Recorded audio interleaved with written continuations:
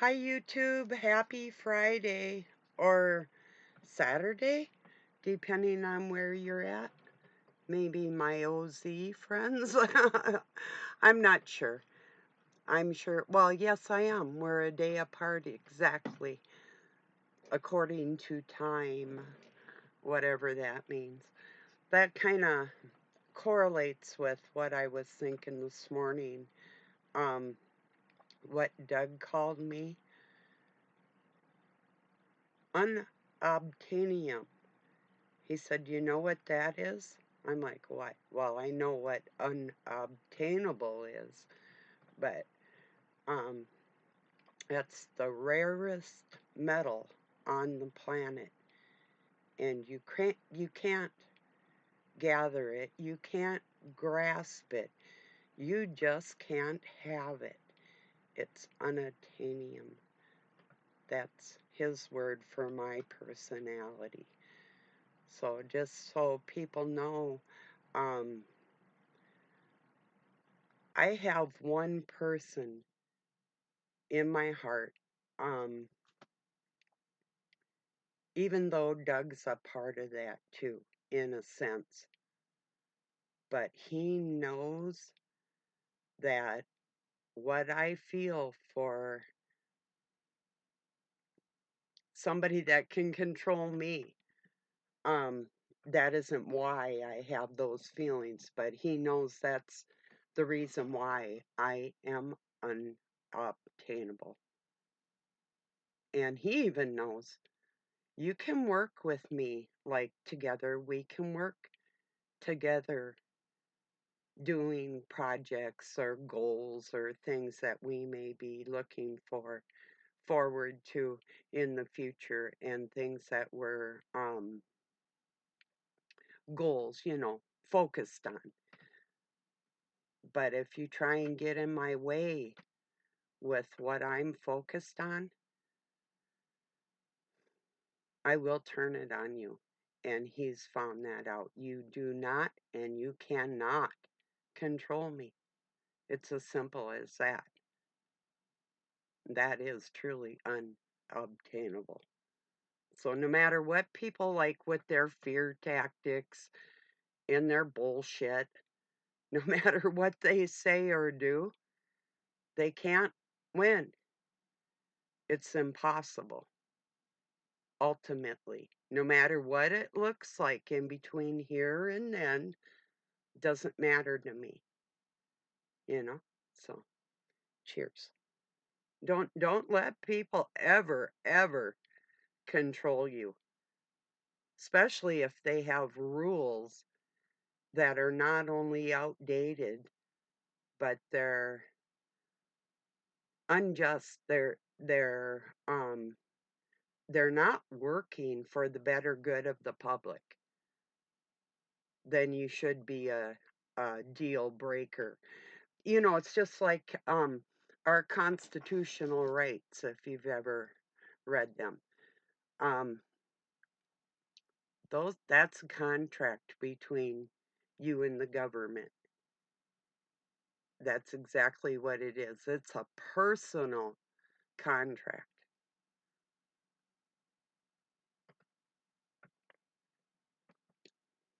And you better believe everything to protect you or I is in there, no matter if they've tried to change it or what, it won't matter.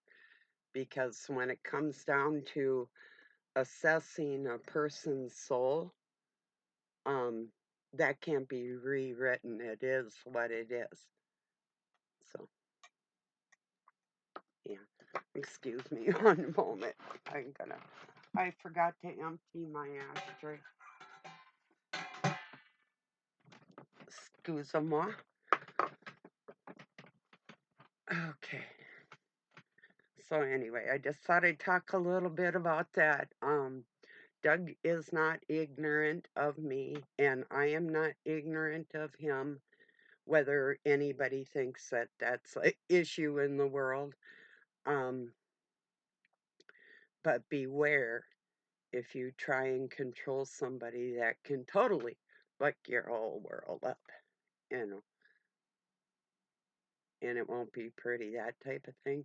People are finding that out. First, by way of persuasion, um, when I see something in somebody that I think, okay, yeah, there's a lot of potential, and I see who they are meant to be and what they can do in life for themselves and other people, there'll be a certain amount of attraction there.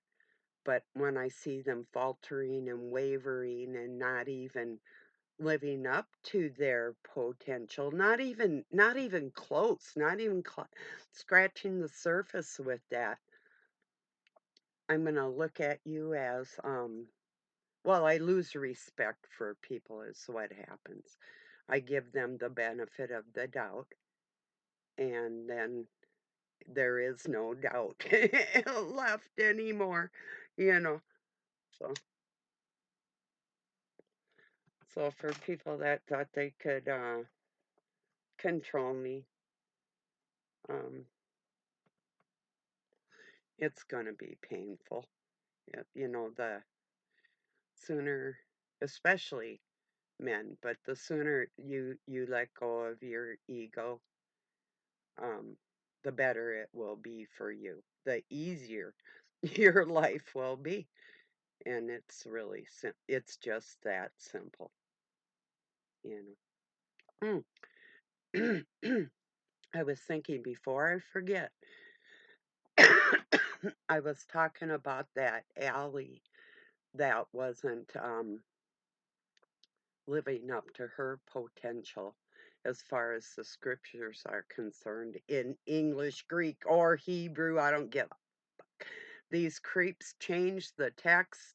It started earlier than people realize, and what they were written for was a certain amount of control out of what was something else to begin with. But um, yesterday I had watched a Gnostic informant and a doctor, a scholar, that explained to people um, how words were coined for terms in the Hebrew and how this certain type of language was injected um, to use as a tool towards people. He didn't say why.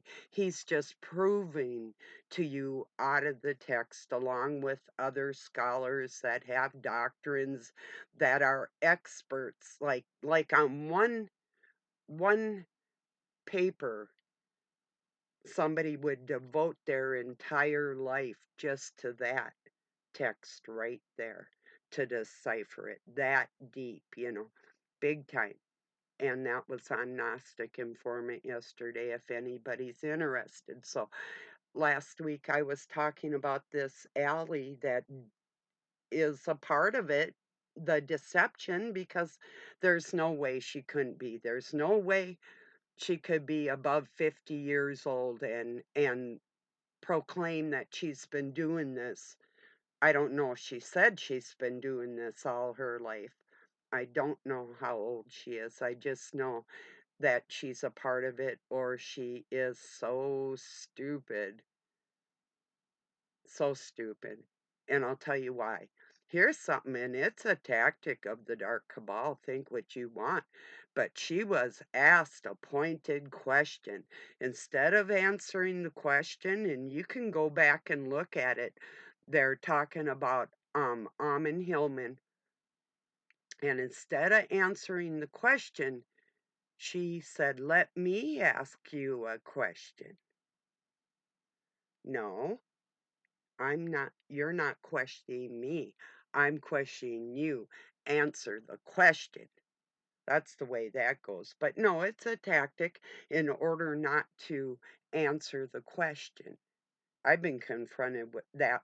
Let me ask. No, you're not asking me anything. I asked you, and you're going to answer it. But look for it. And then when she lies, she closes her fucking eyes. And I've proven the lies. I've showed you where they started changing the text.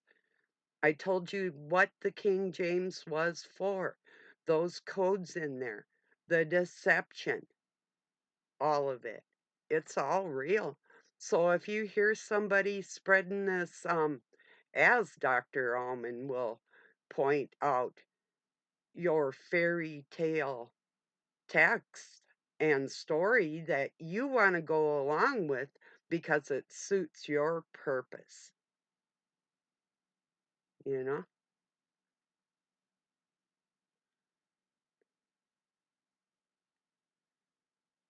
So anyway, I was thinking about that the other day. I wanted to point that out too.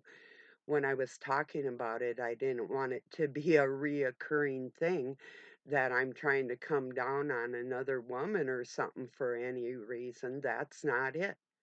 Although your foolishness does sort of kind of sit in the front seat with all that, just saying. But um, you don't answer a question with a question. You answer the question and then you pose your question out of pure politeness, and it's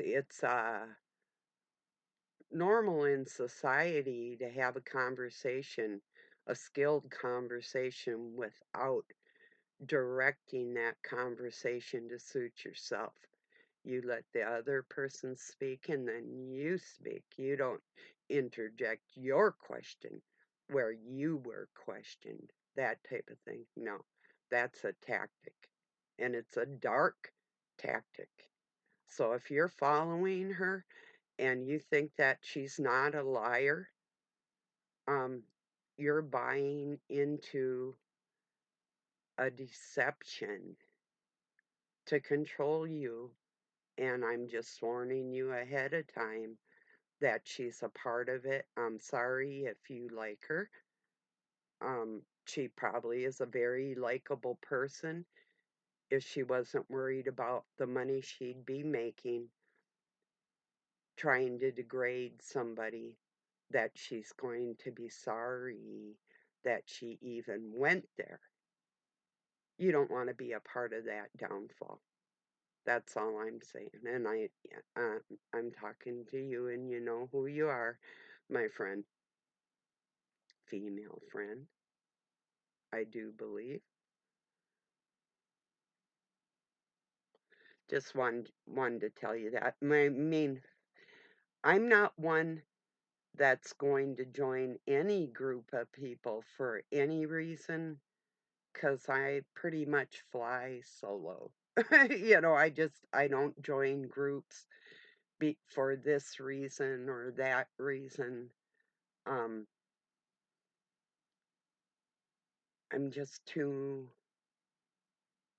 distant in a way, not from people, because like I'm right there with you.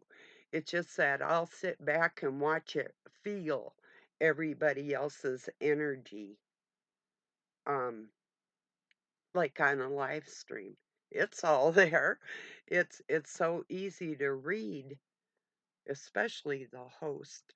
But I'll try at times to not even focus on that because there's a bigger goal ultimately than than is apparent to some people. It's just like people that would sacrifice, depending on whether it's like your time or your heart or feelings or whatever, but to sacrifice to the entity called Satan. Uh, he hates you for that. You're stupid, stupid, stupid. Um, like I was talking to Doug this morning, and I'm like, Beelzebub at his finest. He just smiles. It's not like we don't know who we are in the world. It's like, um, I'm fortunate, whether it's a war or not, that I've never had to hide who I am from anybody. That uh, I'll make people examine themselves before they think they're going to examine me. Because it's so deep, you're not getting there, you know, way deep. The average person isn't even going to scratch the surface of my knowledge like that. I'm just saying, I'm not going to water myself down for other people, you know, not at all. We can sit and talk biology, mechanics, language, anything, whatever. I'll keep up with you. You know, I'll surprise you. Always. So,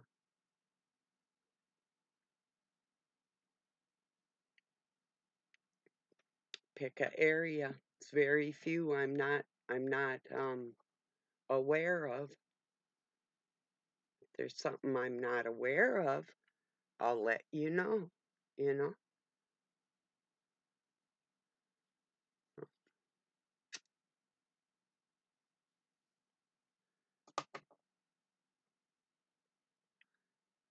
But yeah, just be careful where you place your loyalties because um everything has a price. You know, it really does.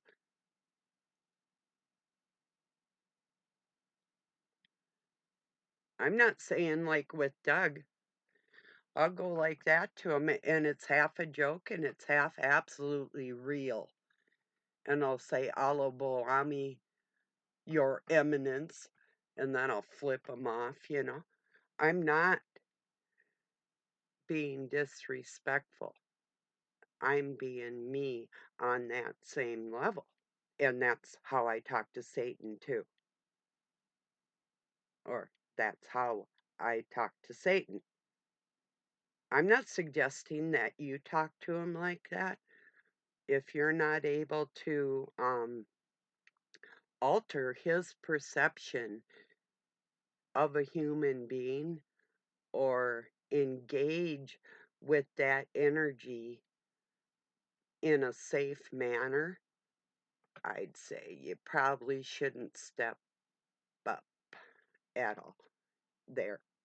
And to just pay homage in a environment in a group where everybody's doing that and you're actually ignorant of who he actually is and what he expects out of people, that's where the danger comes in, you know? Just letting you know.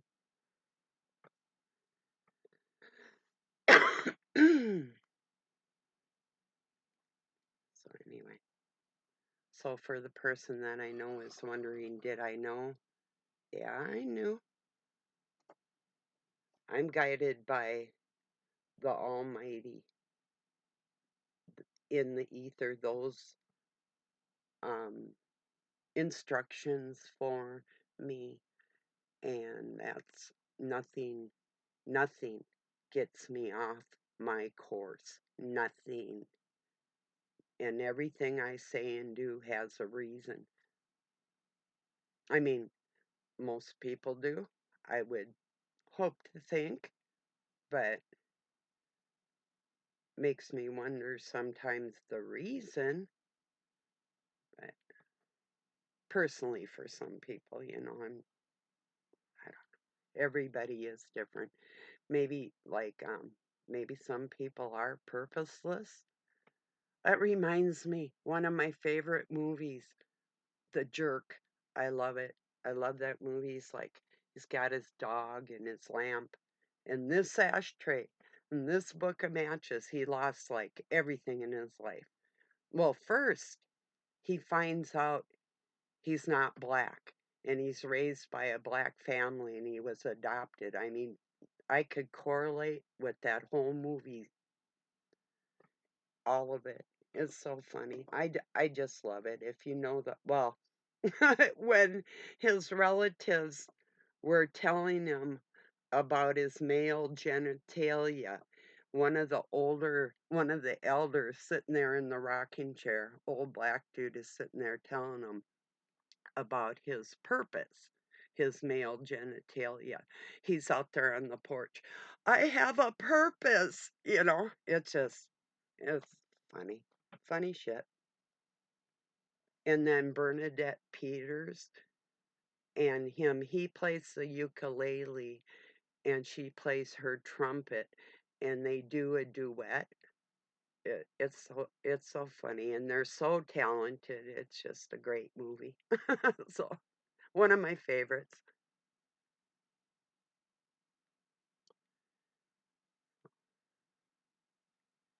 Yeah, it's a good one. I used to wish he could be my dad because he seems like he would have been such a cool dad, you know? But then this morning I was thinking about one cool thing. I think my adoptive mom sabotaged it somehow. Can't prove it, but I had taken the backyard and I was using buckets of water. I had perimetered a skating rink, pretty big backyard, with my snow shovel, and then started pouring water where I wanted it to freeze so I could skate. And my dad worked for the water department. He was a head supervisor, so he was able to bring a water hose home. This is in the winter. He just let it go for maybe 5 minutes, and I had my skate rink flooded.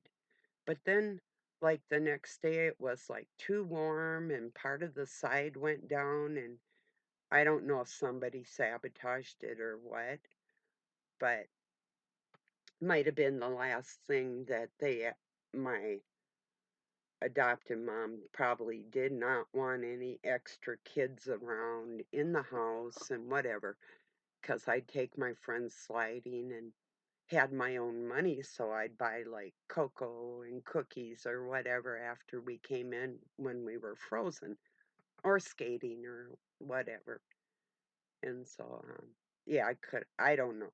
But and I was thinking back, that was pretty cool of my dad to flood that rink for me, even if it didn't turn out, you know? And it's funny because and that was in the, oh, maybe mid 60s. And Doug asked if I had some time. He wanted to talk. He's trying to convince me of this car he wants to work on. I told him, I don't care. I'm not your mother, you know. But then he started talking and I told him, I said, "Oh, he said I want to talk to you about something about in the 60s and my mother." I said, "That's just funny because I was just thinking about the 60s and my mother at that same exact time." It was just sort of weird, but yeah, a car she wouldn't let him get with his own money way back when. So, same car he's thinking about. I don't really care one way or another, you know. So, just I'm cautious. I see things ahead of time and I'm to the point now where I don't even say things sometimes what it is or why. It's like just do whatever you want to do and whatever. You know, that's the way it will be. Because some people don't really they'll kind of ask for my opinion, and then when I give it, they've already got their mindset. So it's like, why even ask? What? So then you can say something about what I think about it, that type of feeling. I'm not falling into that trap. I'm not falling into any traps ever. It always backfires on people every single time. So rest assured it will.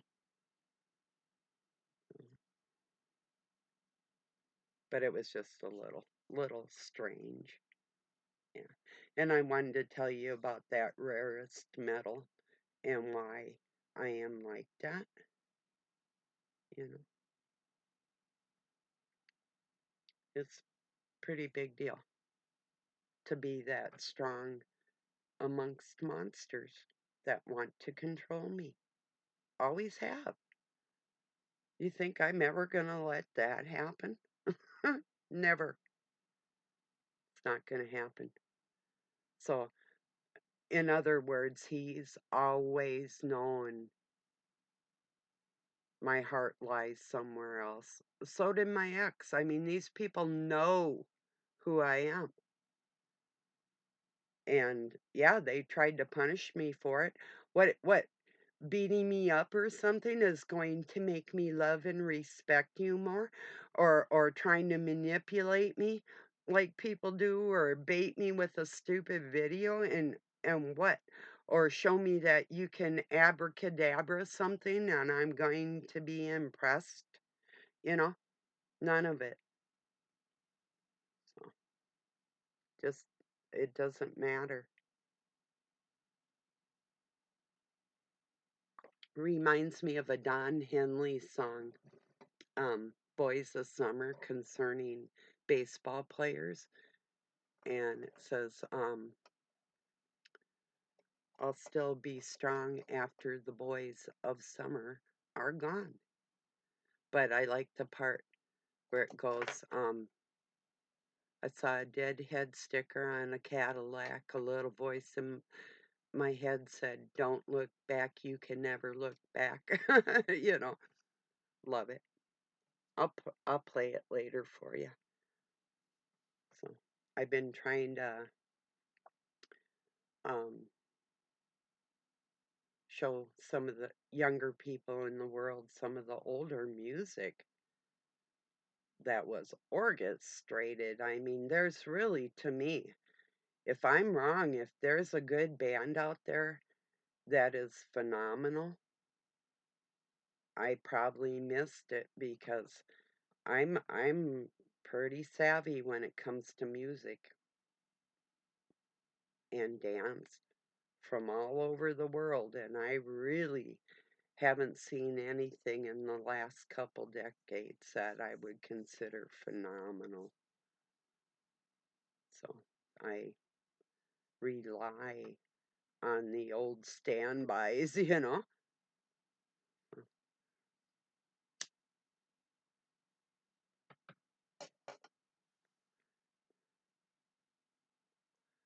What do you think about rock and roll from the 50s till recent times, you know? I think the 90s were about the um, last ditch efforts to good music. That's just my thoughts. I love some rap. Oh, love. Nah. I like some rap. Like there's a song, Don't Forget About Dre, Dr. Dre. Um, let's see. I like Eminem's Cleaning Out My Closet and Amityville. Mentally ill in Amityville accidentally killed his family still. You know, and a couple other ones off that album.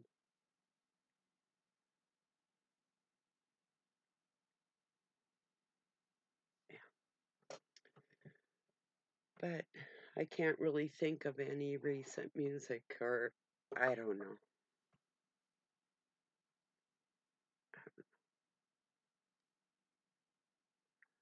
Just not a Taylor Swift fan.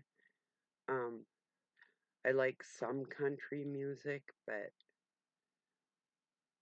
not a lot of it. The old country, I love old country music. I get in my moods where I'll turn some of that on, but yeah, I like drums.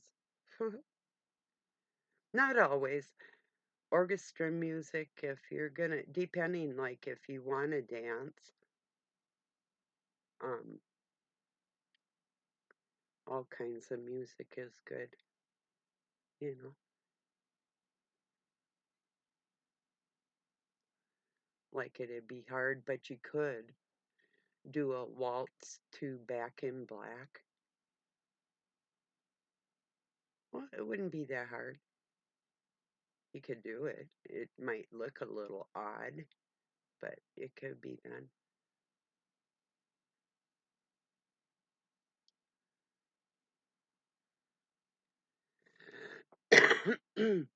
I saw somebody, a musician, like they want me to teach them how to tango. Yeah, it's kind of a personal, romantic, sexy dance that I wouldn't really, I wouldn't even consider dancing it with most people, you know. So the answer on that would be no thanks.